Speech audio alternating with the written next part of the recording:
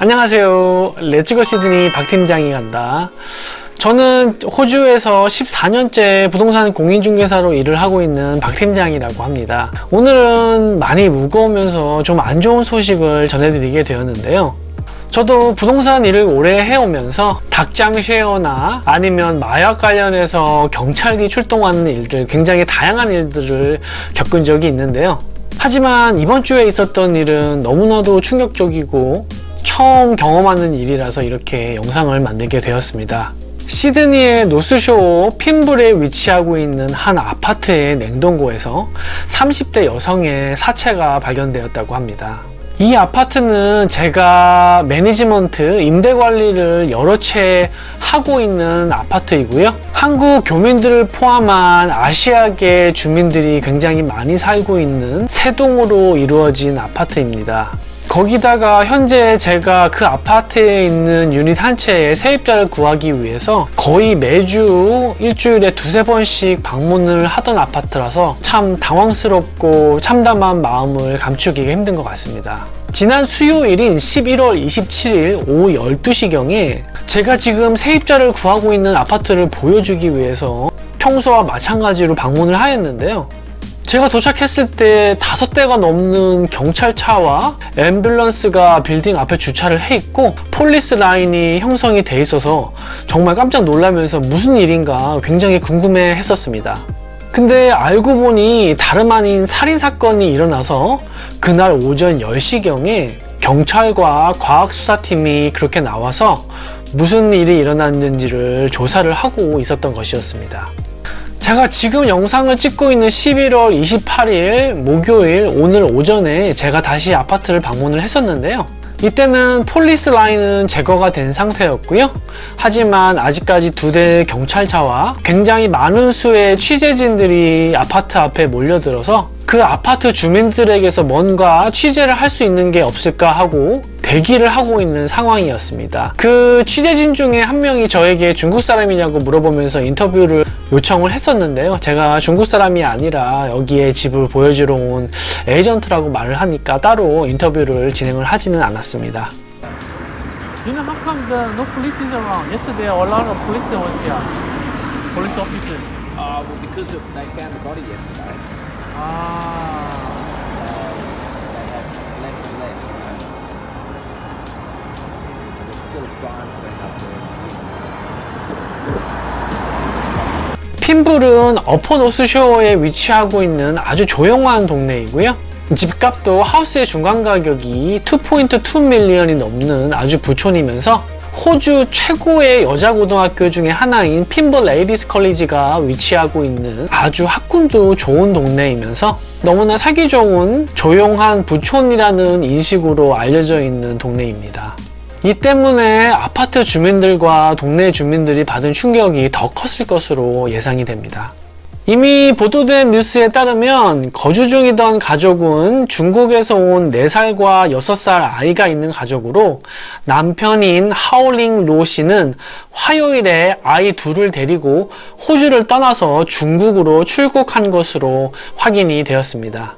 냉동고에 보관이 되어 있던 사체는 렉시 오양이라는 이름의 여성으로 확인이 되었고요. 그녀는 발견되기 전에 최소 24시간 동안 그렇게 보관이 되어 있었던 것으로 추정이 된다고 경찰 관계자가 이야기를 하였습니다.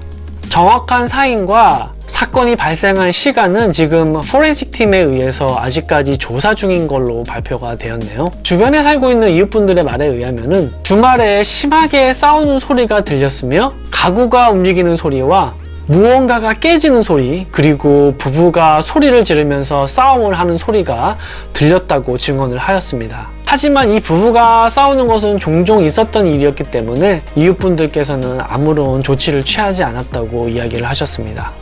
경찰 측 말에 따르면 그 부부의 지인이 수요일 아침에 경찰 쪽으로 전화를 했고 이에 반응하여 경찰 쪽에서 가족의 안보 확인을 위해서 수요일 아침 10시에 아파트로 출동을 한 것으로 보도가 되었습니다. 문을 부시고 들어간 경찰은 집 안에는 아무도 없는 것을 확인하였으나 냉동고에 사체가 들어있는 것을 확인하고 나서는 과학수사팀에 협조를 요청한 것으로 보도되었습니다.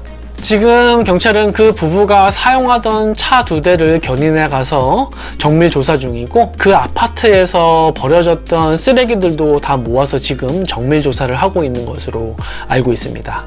또한 부부 중에 남편은 호주와 중국 듀얼 시티즌십을 가지고 있는 것으로 확인이 되었으며, 사체로 발견된 여자분은 중국 시민권자이면서 호주 영주권을 가지고 있으며, 그 부부는 2010년부터 시드니에 거주를 한 것으로 나타났습니다.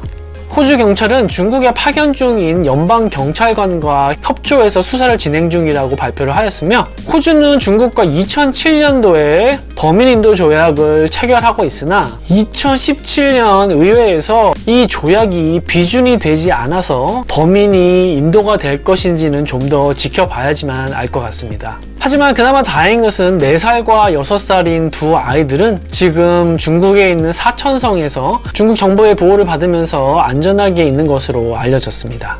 지금 언론에는 정확하게 유닛 주소가 알려지지 않은 것으로 제가 알고 있는데요. 제가 현장에서 얻은 정보와 RP 데이터를 종합해서 유닛 넘버를 확정하였습니다. 그러나 제가 정확한 유닛 넘버는 공개하지 않고 대신에 이 유닛이 어떻게 생겼는지만 인터넷상에서 구할 수 있는 사진으로 간단하게 보여드리겠습니다.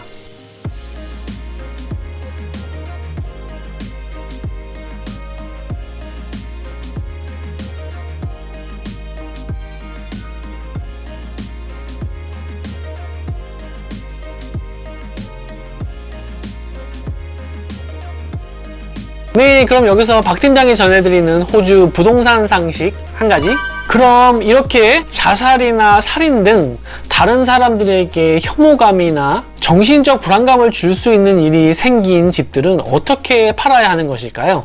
몇 달 지나서 조용해지면 아무한테도 이야기하지 않고 쉬쉬거리면서 조용히 팔면 되는 것일까요? 아니면 팔기도 힘들고 임대를 주기도 힘들지만 모든 사실들을 다 공개하고 그래도 살 수 있는 사람을 찾아야 하는 것일까요? 정답은 예전에 있었던 판례를 통해서 알아볼 수가 있습니다. 2011년 노스라이드에서 일어난 여동생과 부모가 살해된 곤잘레스 일가 살인 사건을 살펴보면, 이 일가 살인 사건이 일어난 후에 3년이 지나서 2명의 리얼 에스테이트 에이전트가 이 집을 대만에서 온 불교 신자한테 그 집에서 어떤 일이 일어났는지를 말하지 않고 집을 판매한 사례가 있었습니다. 10% 디포짓을 내고 집을 계약한 이 대만에서 온 불교 신자 부부는 계약 후에 이 집에서 일어난 끔찍한 사고에 대해서 전해 듣게 되었고, 당연히 계약 파기를 원하였습니다. 결국 이 사건은 법정으로 가게 되었고, 법정에서는 이 불교 신자 부부에게 계약을 파기할 권리가 있다고 판결을 하였으며,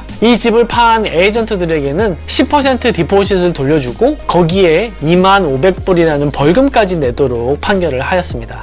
그럼 그 이후에 그 집에는 어떤 일이 일어났을까요? 그 후에 그 집은 그 집에서 일어났던 일을 전혀 개의치 않는 어떤 가족에게 약 8만 불 정도 낮은 가격으로 팔렸다고 합니다. 이 사건을 계기로 법이 개정이 되게 되었고, 지금 현재는 모든 부동산 에이전트들이 판매하는 집의 Material Fact를 반드시 디스클로즈 하게 되어 있습니다. Material Fact로 직역을 하면은 물질적인 사실 혹은 구체적인 사실 등으로 해석을 할 수가 있겠는데요. 쉽게 설명을 드리면, 보통 사람들이 알았을 때 이 집을 살지 말지에 영향을 미칠 수 있는 사실들, 혹은 이 집값에 어떠한 형태로라도 영향을 줄 수 있는 사실들을 Material Fact라고 생각을 하시면 될 것 같습니다.